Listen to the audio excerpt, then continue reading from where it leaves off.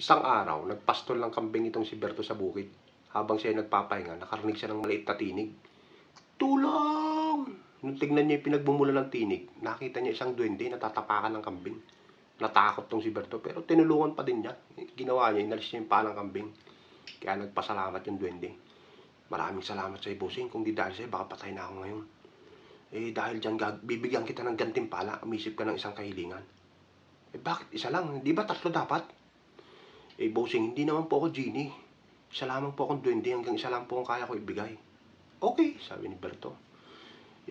Tataya ako ng waiting. Sabi niya, pwede mo bang palabasin yung numero ko? Ano po ba yung numero nyo? 21-9. Madali po yan. Kaya papasok lang po ako sa loob ng tambyolo, ilalabas ko po yung numero nyo. Kaya isagad nyo na po lahat ng pera nyo. Ginawa ni Berto, binenta niya lahat ng camping niya. Umabot ng 20 mil. Sinagad niya lahat yun ng taya.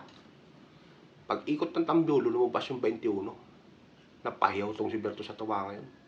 Pangalawang ikot, tumabas 6. Bakit 6? Di ba 9? Pasensya ka na bossing. Sabi niya, ikaw man to ipasok sa loob ng tambyolo, posibleng di ka mahilo. Ang akala ko, 9 na dampot ko. 6 pala. Sorry naman.